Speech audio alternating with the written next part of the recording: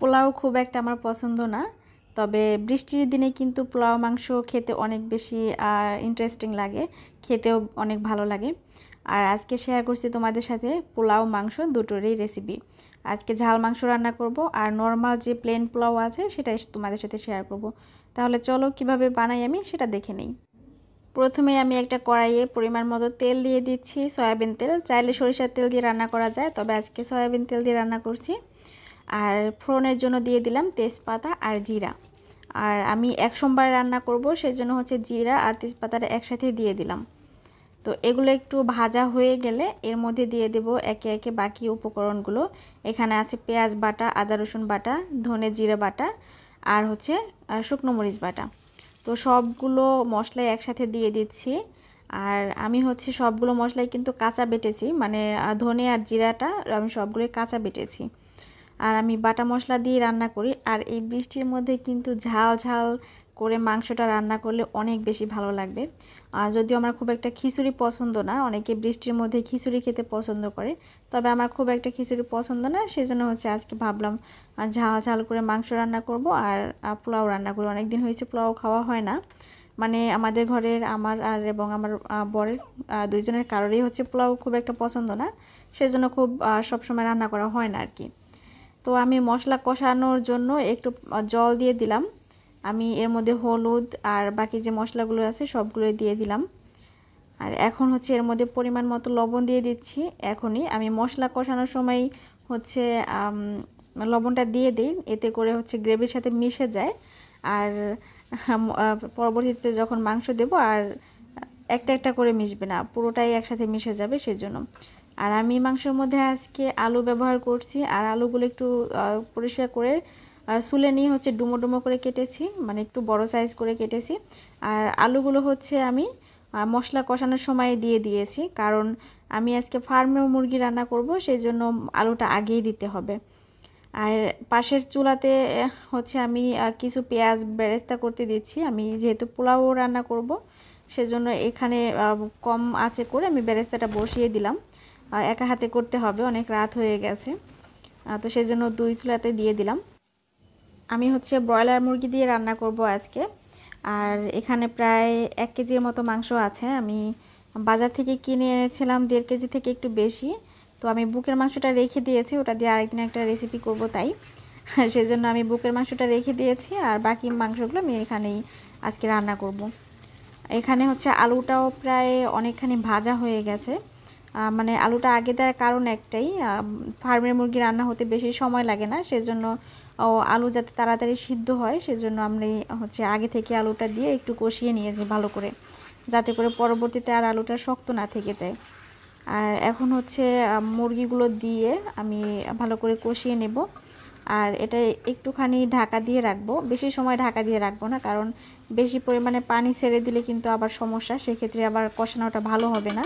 সেজন্য হচ্ছে আমি 1 মিনিটের মতো ঢেকে রেখে দিচ্ছি। আর 1 মিনিট পরে হচ্ছে ঢাকনা খুলে আবার ভালো করে কষিয়ে নেব, মানে জলটা শুকিয়ে নেব আর কি।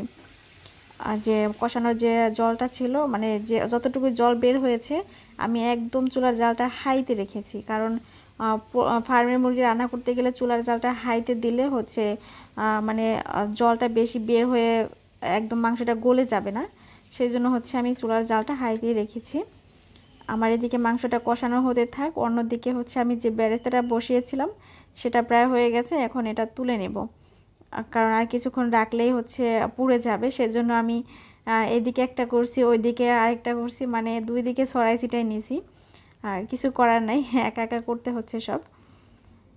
এরপরে হচ্ছে আমি মশলা মানে কষানো হয়ে গেছে আমার মুরগিটা, এর মধ্যে পরিমাণ মতো জল দিয়ে দিলাম। জলের পরিমাণটাও বেশি দেওয়া যাবে না, কারণ একটাই আমরা হচ্ছে ফার্মের মুরগি রান্না করছি, তো সেই কারণে হচ্ছে জলের পরিমাণটা একটু মানে কম কমই দিয়েছি, এতে করে মানে আগে থেকেই মশলা কষানোর সময় মাংসটা অনেকটা সিদ্ধ হয়ে গেছে সেজন্য। এখন হচ্ছে ওইটা ওইদিকে হতে থাক, এদিকে আমি একটু জিরা ফোড়ন দিলাম, পোলাওটা একসাথে বসিয়ে দিব। আর আজকে আমি আগেই বলেছি একদম সাদা পোলাও রান্না করব, মানে কোনো রকম মশলা ছাড়া, খুব কোনো মশলা দিব না, মানে আদা রসুন পেঁয়াজ টেয়াজ খুব একটা দেব না, সেজন্য হচ্ছে আমি সামান্য জিরা ফোড়ন দিয়ে আমি চালগুলো আগেই ধুয়ে রেখেছিলাম। এখানে 1/2 কেজি চাল আছে পোলাওয়ের চাল, তো এটা আগে থেকে ধুয়ে রেখেছিলাম জল ঝরিয়ে, তো সেটা দিয়ে একটু এখন ভালো করে ভেজে নেব। ওই যে বেরেস্তা করে রেখেছিলাম যে তেলের মধ্যে, ওই তেলের মধ্যেই হচ্ছে আমি পোলাওটা রান্না করছি। তবে আমি তেল কম আর হচ্ছে মশলা কম দিয়ে পোলাওটা খুব মানে এমনিতে পোলাও পছন্দ করি না, বাট যদি তেল কম দিয়ে রান্না করা হয় সেক্ষেত্রে একটু খাওয়া মানে যেতে পারে, যেমন আমি আর কি সবসময় বাসায় রান্না করি যেভাবে। তো এর মধ্যে হচ্ছে আমি আর কোনো মশলা টশলা দিচ্ছি না, এর মধ্যে 3টা কাঁচামরিচ দিলাম আর স্বাদ মতো লবণ আর একটুখানি চিনি। পোলাও রান্না করতে আমি একটু চিনি ব্যবহার করি। আর এর মধ্যে হচ্ছে আর কিছুই এখন দিচ্ছি না, এখন ঢাকা দিয়ে রেখে দেব। ঢাকা দিয়ে একদম চুলার জালটা মিডিয়াম লোতে করে রেখে দিব। আর এইদিকে আমি হচ্ছে আমার মাংসটা প্রায় হয়ে গেছে, এই জন্য হচ্ছে গরম মশলা বাটাটা দিয়ে দিলাম। আমি এখানে গরম মশলা ব্যবহার করেছি হচ্ছে দারচিনি, এলাচ আর একটা লং। এই মশলাটা পাটায় বেটে নিয়েছি ভালো করে জল দিয়ে, এটাই ব্যবহার করলাম। আমার মাংস রান্না কিন্তু একদম শেষ, আমি একটু পরে এটা নামিয়ে নিচ্ছি। মানে ব্রয়লার মুরগি রান্না করতে কিন্তু বেশি সময় লাগে না, এটা জাস্ট মশলাটা কষানো হলেই কিন্তু অনেকটা রান্না হয়ে যায়।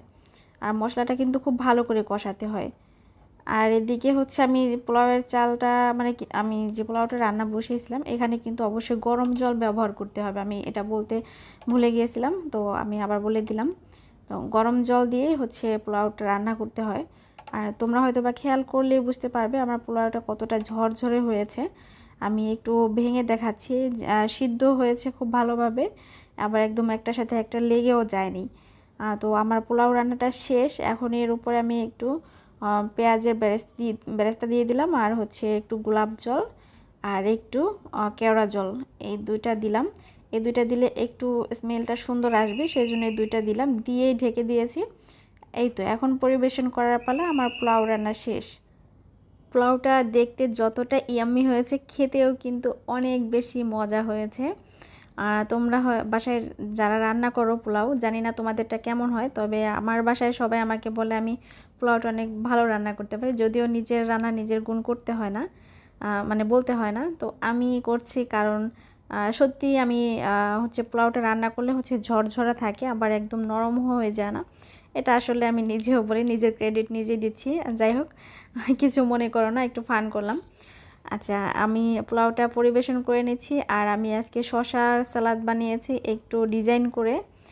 তোমরা যদি এটার ডিজাইন জানতে চাও আমাকে কমেন্ট করে জানিয়ে দিতে পারো, আমি কিভাবে এটা করেছি তোমাদের সাথে শেয়ার করব। আর এই হচ্ছে আমার লাল ঝোলের মুরগি। আমি যে মুরগিটা রান্না করেছি দেখতে মনে হচ্ছে অনেক ঝাল হবে, বাট এতটাও ঝাল হয় না, আমি একটু চেক করে দেখেছিলাম। বাটা মশলা দিয়ে রান্না করেছি, সেই জন্য একটু কালারটা অনেক বেশি লাল হয়েছে। তবে আমার লাল ঝোল না হলে খেতেও ভালো লাগে না। তো আর হচ্ছে মাংসর সাথে অবশ্যই আমার আলু থাকতে হবে, সেক্ষেত্রে আমার খেতে ভালো লাগে। আমাদের বাসায় চাইনিজ ছাড়া এমনিতে খুব একটা এভাবে মানে মাংস নর্মাল ঝাল দিয়ে খাওয়া হয় না, আমরা ঝালটা প্রচুর খাই। তো এই তো আমি প্লেটে নিয়ে নিলাম পোলাও আর মাংস, এখন হচ্ছে খাবো। আর শসাটা হচ্ছে সালাদটা তোমরা হয়তো বা খেয়াল করলে বুঝতে পারবে, একটু ডিজাইন করে কেটেছি অন্যান্য দিনের তুলনায়। আমার কাছে তো বেশ ভালোই লেগেছে আজকে মাংস আর পোলাওটা। তো যাই হোক, আজকে ভিডিওটা তোমাদের কাছে কেমন লাগলো তা অবশ্যই কমেন্ট করে জানিও। আর ভিডিওটা ভালো লাগলে অবশ্যই একটা লাইক কমেন্ট শেয়ার দিও। আজকে এখানেই বিদায় নিচ্ছি, দেখা হবে আবার পরবর্তী কোনো এপিসোডে। সবাই ভালো থেকো, টাটা সবাইকে।